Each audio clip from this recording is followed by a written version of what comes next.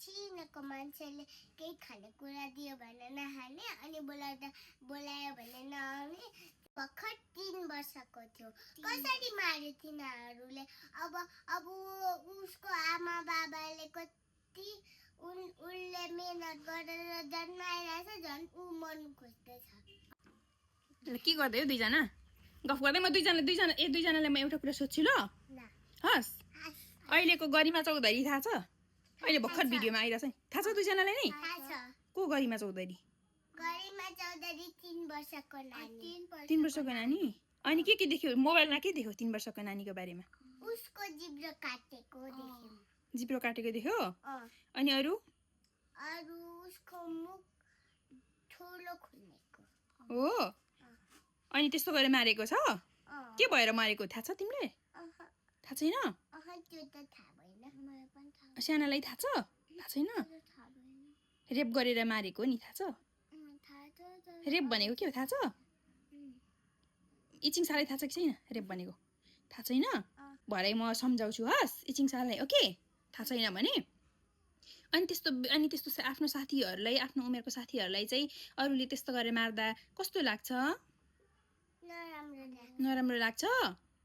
अरूहरूले के भन्न चाहनुहुन्छ यो विषयमा?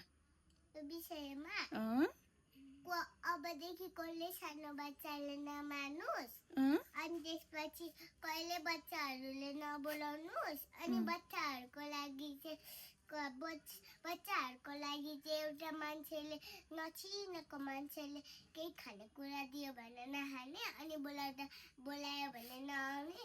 त्यसले वाउ, कस्तो राम्रो कुरा गर्नुभएको। अनि सानालाई पनि थाहा छ यो विषयमा? हो।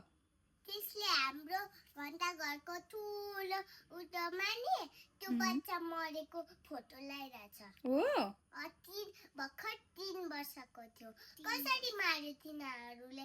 अब उसको आमा बाबाले कति उनले मेहनत गरेर जन्माइरहेछ, झन् ऊ मर्नु खोज्दैछ। नि हाम्रो यति धेरै थाहा छ, यति धेरै बारेमा थाहा छ हाम्रो बेबीहरूलाई। अबदेखि बेबीहरूलाई पनि अरू कसैले नचिनेको मान्छेले केही कुरा दियो भनेदेखि नखाने। कोही मान्छे नचिनेको मान्छेहरूसँग अथवा चिनेको मान्छेसँग भए पनि नजाने, बाबा मामुको पर्मिसन बिना, हस्? ओके? अनि नचिनेको मान्छेहरूको घरमा चाहिँ झन् बन्दै जानु हुँदैन ल। अनि गुड टच र ब्याड टचको बारेमा दुईजनालाई थाहा छ कि छैन? थाहा छ। थाहा छ साँच्ची? गुड टच कि bad touch? Bad touch. Bad touch. Good touch कि bad touch? Bad touch. Good touch कि ब्याड टच?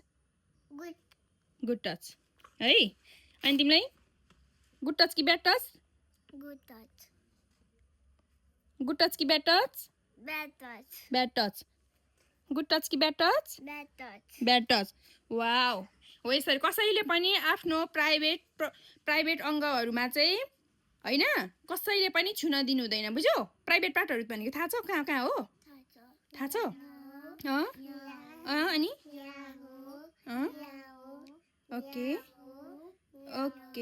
ओके। अबदेखि चाहिँ कसैले पनि आफ्नो पर्मिसन बिना कसैले पनि टच गर्न नदिने, बुझ्यो?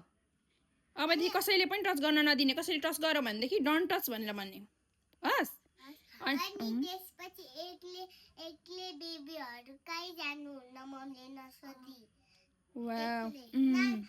एक्लै जाने भने आफ्नो फ्यामिलीले भनेर जाने, मम्मी बाबाले नो भन्दाखेरि घरमै बस्ने हो। वाउ, कति धेरै जानेको हो हाम्रो बेबीहरूले। अबदेखि कोहीसँग पनि नजाने है त, आफ्नो फ्यामिली बाहेक गइहाले पनि आफ्नो मामुको पर्मिसन सहित। आफ्नो फ्यामिलीसँग मात्रै घरमा बस्नुपर्छ। मम्मीले जाऊ नजाऊ भन्दाखेरि आफै जाने होइन, एक्लै। एउटा दादा भए पनि जो भए पनि आफ्नो फ्यामिलीदेखि चिनेको फ्यामिलीसँग जानुपर्छ।